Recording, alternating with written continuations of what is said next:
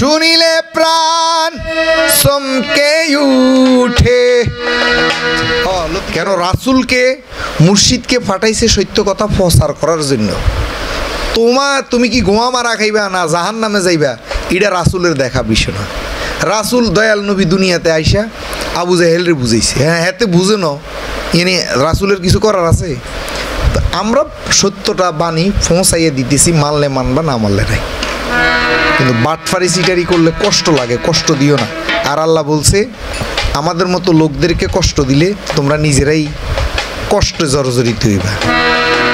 এই যে আমার নিয়ে যে মারছে হেতে আমার স্টক করে বইয়ে রয়েছে, আমার নিয়ে যে মারছে হের ভাই জ্যান্ত ভাই মারা গেছে, আমার নিয়ে যে মারছে সে চাকরিচ্যুত হয়েছে।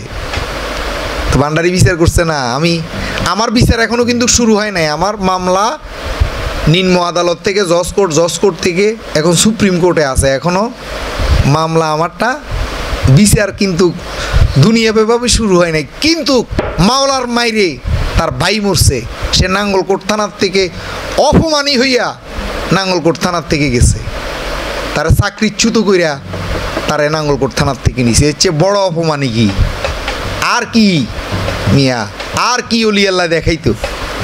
সে নিরপরাধ, আমাকে আমি চুরির দায়ে, লুচ্ছামির দায়ে বা কারো টাকা মারি দিছি এর দায়ে আমাকে সে মারে নাই। সে মারছে মোল্লার গো। এবং আমার এক চাচা আবু জাহেল আছে, আমারও এক চাচা আবু জাহেল আছে। ওই আবু জাহেল এরে 1 লক্ষ টাকা দিয়া এই আবু জাহেলে আমার মাইর খাওয়াইছে। হে টাকার লোভে ভইরা আমারে মারছে, ধর্মের লোভে না। ধর্মের লোভে যদি মারতো তাইলেও আমি শুকরিয়া আদায় করতাম। তো যাক, বাটফারদের সাজা ইনশাল্লাহ আমি দুনিয়ার থেকে চলে গেল কবরে হাসরে দেখতেছি। তো বাবারে, আমি তো তোরা যারা আমার ভালোবাসস, অনেক কষ্ট করি তোরা থাকস, আমার একটু আদেশ নিষেধগুলা মানিস, কিছুর অভাব নাই। আই এক কোনা দি যদি কদূর লেখি দি তুই গুড়ি গাড়ি কটে কামাবি বেড়া, প্রেম দিয়ে বেড়া লই যাস না।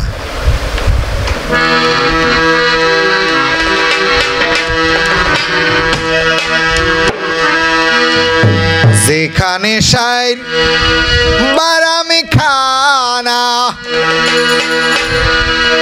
শুনিলে প্রাণ চমকে উঠে, দেখতে যেমন বজঙ্গনা। তাহলে বজঙ্গনাটা কি? মুর্শিদের ভজন। মুর্শিদের ভজনটা কি? শুধু ঠ্যাং টিপলে, এক রানের গোড়া পর্যন্ত টিপলে এইটা ভজন না। ভজন হইল আদেশ নিষেধ, চলাফেরা, উঠা বসায় মুর্শিদকে খেয়াল করা, মুর্শিদের কি প্রয়োজন সেই দিকে খেয়াল করা, এটাই হলো ভজন। আর মনে করিও না তোমাকে সে দেখে না। চৈতন্য গুরু যারা, এরা সব দেখে, দেখিও না দেখার বান করি চলে। শুনিলে প্রাণ চমকে উঠে, দেখতে যেমন বজঙ্গনা। যেখানে সাইর বারামে খানা, যেখানে সাইর বারামে খানা, যেখানে সাইর বারাম খানা, গাগা খানে সাইর বারাম গা, যেখানে সাইর গাগা এই শামসু গা।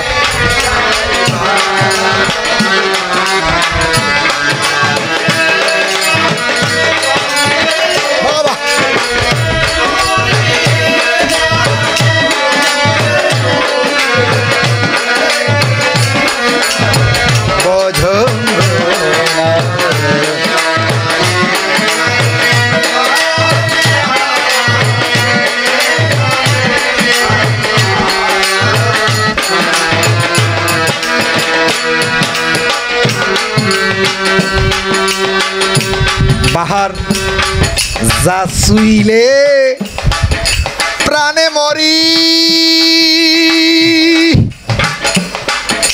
এই জগতে তাইতে তরি যা ছুইলে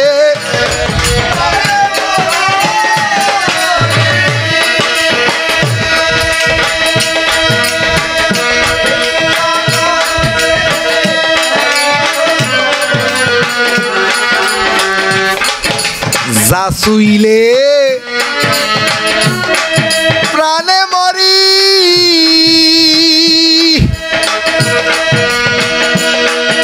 এই জগতে তাইতে তরি বুঝিতেও বুঝিতে নারী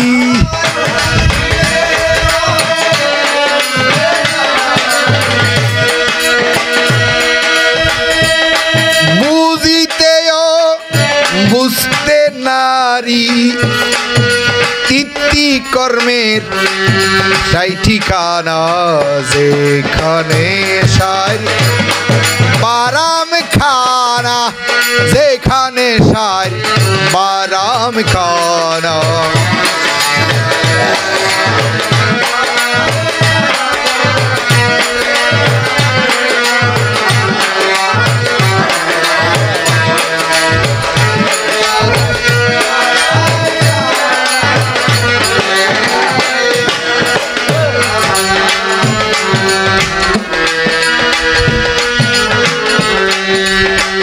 আত্মতত্ত্ব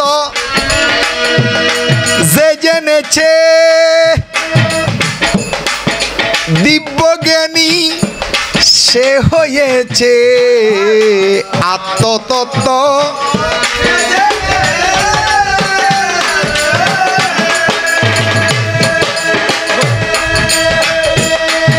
দিব্যজ্ঞানী সে হয়েছে কুবিক্ষেসু ফল হয়েছে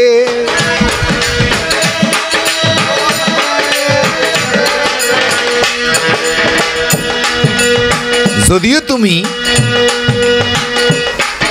কুবিক্ষ হও যদিও তুমি কুস্বভাবের চোর বাটপার লুচ্চা বদমাইশ হও যদি তুমি আত্মতত্ত্ব জানো মুর্শিদের থেকে শিখো দিব্যজ্ঞানী হও তাইলে তোমার মতো এই কুবিক্ষ থেকে তোমার মতন কুস্বভাবের ভক্ত থেকে সুবিক্ষ হবে এটা বলতেছে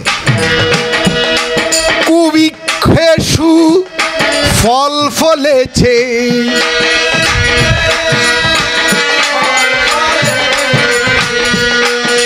আমার মনের গোর গেল না যেখানে সার বারাম খানা যেখানে সার বারাম খানা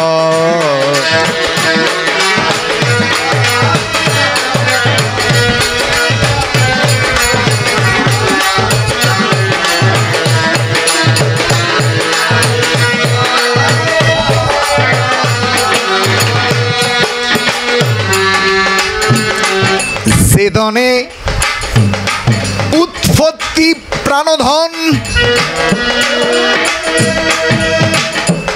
সেই ধনের করলে অযতন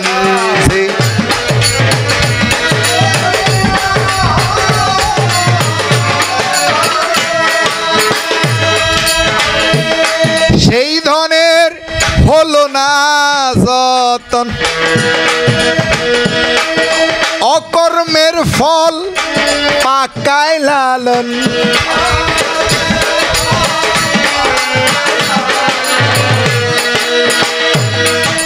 অকর্মের ফল পাকায় লালন দেখে শুনে জ্ঞান হলো না যেখানে সার বারাম খানা যেখানে সার বারাম খানা বাবা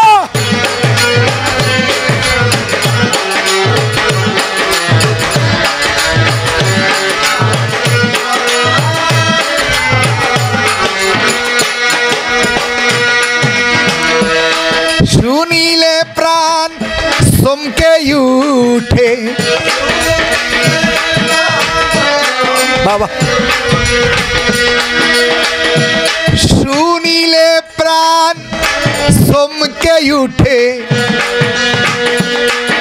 দেখতে যেমন বজঙ্গনা যেখানে সার বারাম খানা যেখানে সার বারাম খানা